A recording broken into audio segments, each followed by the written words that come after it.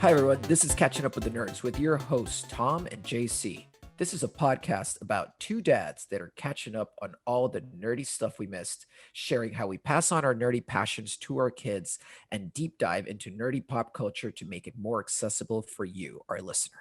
I'm one half of your podcast host. This is Juan Carlos Garay, but everybody calls me JC. I am currently in Portland, but am originally from Honduras. Before living in Portland, I was living in London where I met Tom. And before that, in the States. And before that, I was originally from Honduras, as mentioned. And I've got two lovely kids, an 11-year-old named Aiden, a 5-year-old named Arabelle, and I'm married to an amazing woman called Fiorella. We all call her Fio. I am very much into graphic novels. That's kind of been my bag. And I love video games and movies and series and all things nerdy. And love to talk about it with Tom. Excellent. I am Tom Arnold. I'm the other half of the podcast. Originally from France, as you can hear, the thick accent coming through the microphone. Moved to the UK about 20 years ago, which is where we met. Not that long ago, about 10 years ago, I think, something like that. What else? I've got two lovely kids also. Emily, 11, who's the same age as Aiden. Make the connection there. And Louis, who's almost 4. I'm married to Elizabeth, who is also named Liz. I like the Queen. What else do I have? Who is also lovely, as she'll be listening to this. I'm very much into video games, retro gaming, all new, whatever. I play everything. I love comics, movies, the Marvel Universe, Batman. That's me. And a little bit of anime stuff. Hey everyone, this is part 3 of the 5-part PlayStation miniseries. Today we're talking about the PlayStation 3 launch and everything that happened around that time and all the games we enjoyed from it. Enjoy.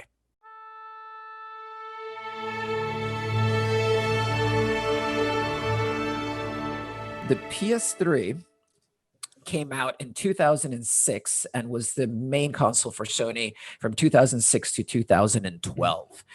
During this time, we're going through the financial crash of 2008, time that we all love and enjoy thinking about.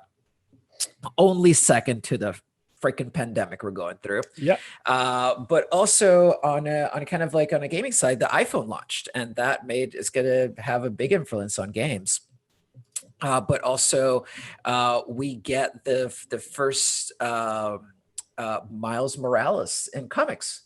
Which we're talking about is, for me, is like a huge moment because ultimately that ladders up to PS5 having Miles Morales as their main character in this launch. And I think there's kind of an interesting through line from that moment to the PS5 because the launch of Miles Morales in comics actually has an interesting history where it was originally suggested by somebody in the LA Times, a guy named Mark Bernardin, that I believe, for LA Weekly, I believe he was writing at the time. And he creates an article saying about how superheroes don't have to subscribe to specific cultural identities. Like, why can't Spider-Man be black? Why can't Batman be of another nationality, right? It's like, why can't those things happen?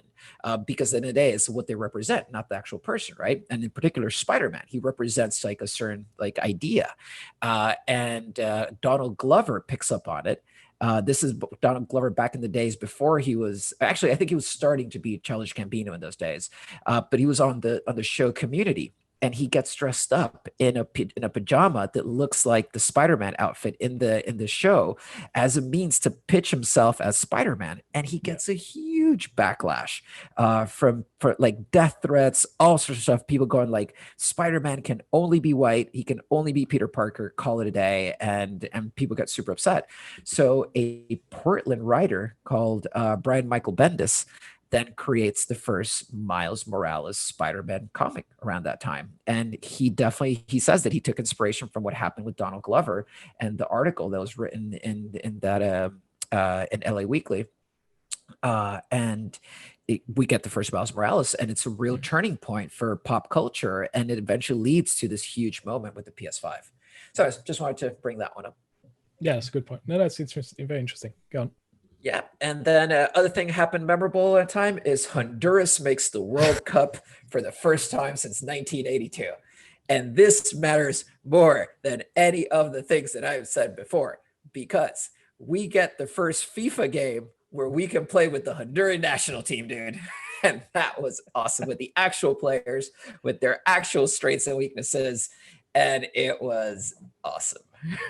Yeah, you know, it's a good thing. It's a good thing, you know. If were we playing in the same groups also? Was it France Honduras a thing that happened in the World Cup? I think we played each other. Hang This is on. something we don't talk about, Tom. Oh yeah, This and then was we this was very embarrassing, and we don't 3-0. talk Yes, about 3-0. I we remember. don't talk about this. But No, that's beside the point. That's but beside the that's point. beside the point. It's all about showing up and participation. Hey, you know what? You know, it's to be fair. To be fair, though, to be real, it's a great achievement because it was a first. It's and Dude, you know, we're a country congratulations. of 6 million people, man. Yeah, It's like tiny. yeah, That's like one city in France. yeah. So No, yeah, no, it's we that's why abolished. it's impressive. But you know, it's worth mentioning. I think.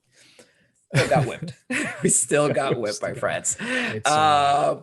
But the last and arguably second most important thing that happened is that Tom and I met, and Yeah. we both had kids, not with each other, but we had kids. And Science. our oldest were born, so Emily and Aiden met for the first time. They're Yeah. now 11-year-olds running around doing their stuff, and the PS3 becomes a thing. Yeah. So this one I totally missed, like entirely, completely. Didn't even touch it because we had just moved to the UK and we were broke as a joke when we got there. And we were hustling and working our tails Yeah. off constantly, and there was like no time for video games. So I totally missed PS3. So, what should people? Why should people care about the PS3, dude? Woo! All right. So on a personal note, PlayStation 3 is when I got back into video gaming like heavily. As you mentioned, you know, it's launched in 2006. I didn't get mine for a while because of the price. I think it cost $600 at launch, which was hefty. Spicy. But the reason why it was so expensive, it's because technically it did a bunch of stuff, mainly having a Blu-ray player installed in it. And standalone Blu-ray players at the time cost a hell of a lot more than $600. So in terms of pricing, it was up there, but they did make an effort to make Blu-ray a thing, you know, to launch it in the mainstream.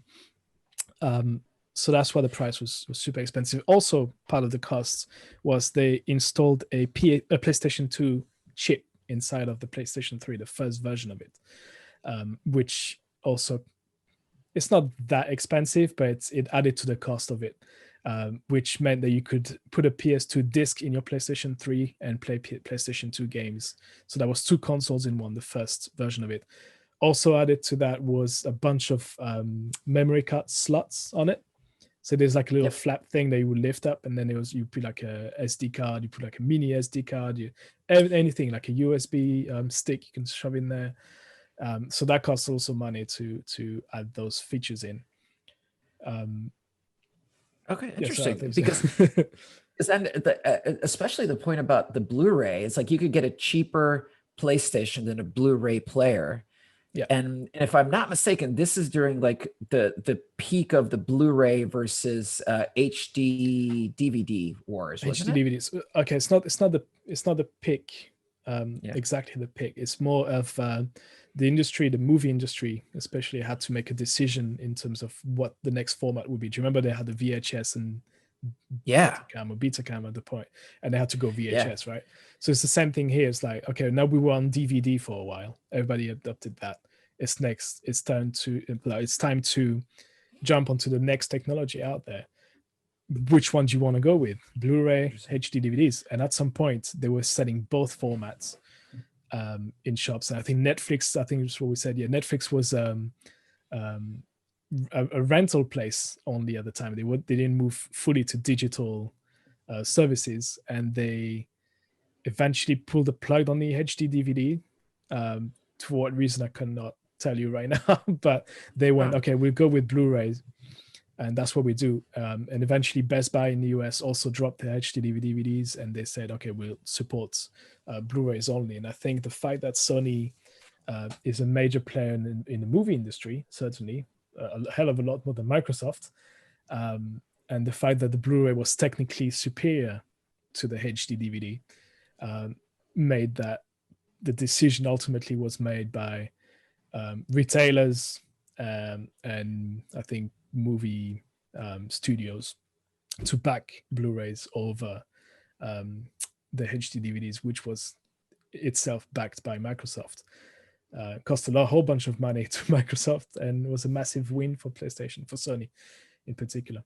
Right, and now they're the default, right? It's like Blu-ray is synonymous with like anything you can pop into a thing, like that's a disc, right? There's no other option. Yeah.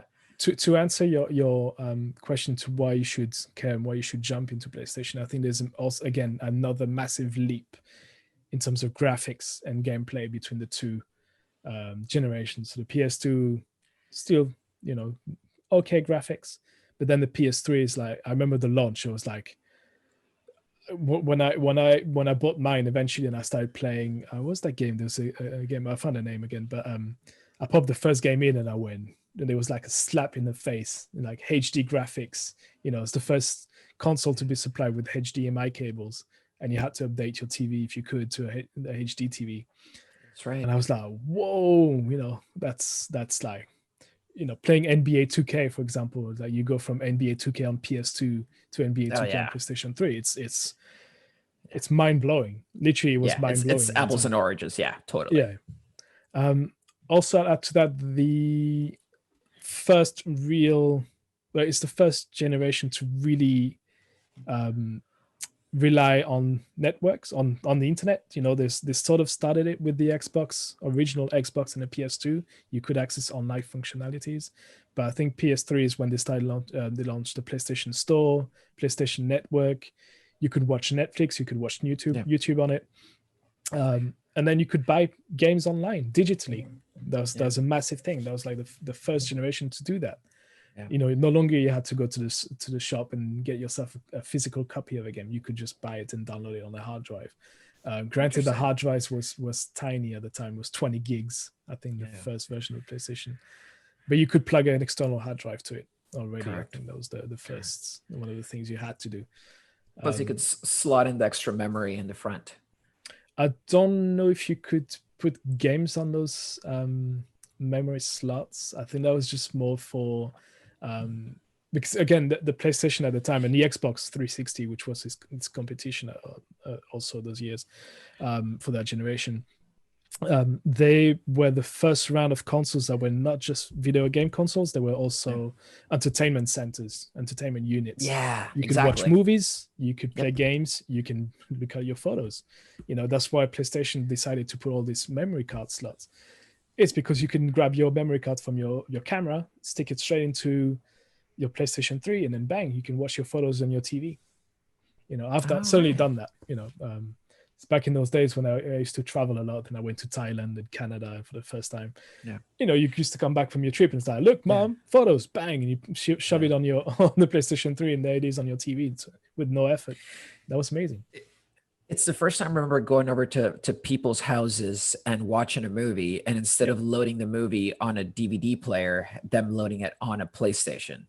I remember it was the first time I realized, like, oh, wait, they don't need to have anything else besides this. And it had never dawned on me until that point. That was the first time I ever really had that experience. So we didn't mention on the PlayStation 2, though, the PlayStation 2 was also a DVD player. Yeah, that's right. But we didn't mention that. But yes, it's I think to me also, I have memories of going to around people's house, and they had PS2s and they would put DVDs. Like watching The Matrix on PlayStation 2 was a mind-blowing experience. But then, yes, for Blu-rays, I don't know anyone who had a Blu-ray player, a standalone Blu-ray player at home. Me neither. It was a PlayStation 3. Yeah, you're right. I don't remember that actually. Me neither. So one of the things about the PS3 for me was interesting was the advance in how games became way more immersive, and they became a lot more like movies, right? So for example, you get like Last of Us and Red Dead Redemption. Red Dead Redemption, everybody that ever explained that game to me always said it's kind of like playing Tombstone, which had been a show that was really popular in HBO at the time. And just the fact that they compared a game to a show was very new to me about that particular system. So are there any games from that system, whether it be Last of Us, Red Red Redemption, that are memorable for you want to talk about? Memorable. Well, yeah, there's Last of Us. There's what else we got? Hang on, let me go back to my lovely little list. Yeah, I think I mentioned before GTA 5. But Yep. God, what am I forgetting? Uncharted. The Uncharted series started on Oh PlayStation yeah. 3. Yeah. That's to me the big one. I think Last of Us and Uncharted on those two series. Let's put it this way, because now there's more than one Last of Us. They represent the brand now, the Sony brand, the PlayStation brand. Yep. um, I think again the Uncharted series is in the same vein than the Last of Us, when it's now, obviously it's highly inspired by the Indiana Jones franchise. Yes. Um, so it's the same thing. It's story driven. It's an action game, so shooting game. It's a looting game. It's a puzzle game, but it's heavily relying on how well the characters are written, on how well the story is written. It's just not another platform game. It's Uncharted. It's they're making a movie out of it. Yeah. Again, it's there's that connection right there, when it's good enough to make a movie out of the video game franchise. So and I'm sure at some point there's going to be a Last of Us film or something like that. There's got to be. I don't know if there was talks about a TV series or a Netflix series of The Last of All Us. right. Maybe I dreamt that one, but definitely there should be a movie or something that is in that universe. Yeah, and I don't. Is there really? I think I PlayStation 3, to me, when I think PlayStation 3, it's again God of War is another one that came out. God of War 3, I Yep. think. Yep. That was massive. So I identified the PlayStation 3 with Last of Us and Uncharted. Um, And then, so Uncharted is one of those games where when people, I've heard it described as on any given year when that game comes out, that's probably the best action movie of the year. yeah, yeah. A lot of people say because like it just plays so well as an action movie. But with Last of Us, what was your experience playing Last of Us? So The Last of Us was again legit the only time I've ever cried playing a video game, where Yeah. the first 15 minutes is just you trying to save your or run away, trying to run away from the city you live in, that's been taken over by something you don't know what. There's a bunch of explosions everywhere, and you try and escape, and then eventually you come across the army, and you have that one soldier that by accident, I think, sort of accident, ends up killing your daughter, and that Yeah. was a very heavy moment. And that have your initial reaction is like, no way, they kill the main character's kid Yeah. within the first 15 minutes of a game. That's not something I've seen before. But that's what made that game great, is that it goes there, right? It goes Yeah. to places that Well, survival and making it alive, and it's, I think it came out around the same time that The Walking Dead, I think, was also on TV. So there was yep. that Yep. that zombie Yep. um wave of zombies everywhere. Obsession, our Obsession. Yeah. our post 9/11 zombie obsession Yeah, that there we if go. you It's tune right there. into our horror history podcast, you can hear all about. Mm. But one of the things that for me was interesting about that particular moment in Last of Us is that it felt like moments you only get in TV. So, for Yeah. example, the Red Wedding, right? It was Yeah. a moment of shock that people weren't talking about Game of Thrones. They were talking about the Red Wedding, specifically that episode that got talked about, right? Mm. And it's that moment of just like shock TV that just permeates culture, at least pop culture. and everybody begins talking about that. And that's something that was interesting about that game, that it created one of those moments where you normally didn't get those in games. Like, he would talk about the end of the game usually, or like some sort of like gaming dynamic, but Yeah. not about like, in the story this happened and it just like totally blew my mind. That hadn't been a thing up, at least I feel, up until then, that you had like those mega shocks that Last of Us delivered, and in a very cinematic way. I think the shock that we had before on the prior set of consoles on PlayStation 2 was a different sort of shock. Like we mentioned before, GTA 3, Correct. which is more in The your idea of, face, yeah, you know, swearing and, again, blood, violence, sexual violence.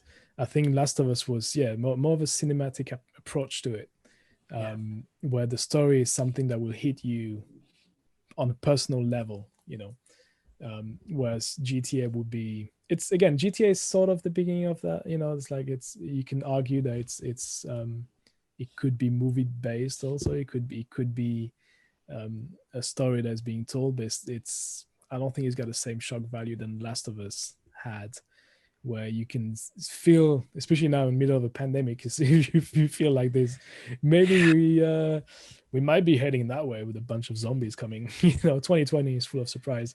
well, at the pace we're going, dude, it would not surprise me. Thanks everyone for listening to this episode of Catching Up with the Nerds. We will see you in the next one. Yeah, and tune in to the next episode in the miniseries. And up until then, stay nerdy and catch up with your nerdiness. Take care, guys. Bye.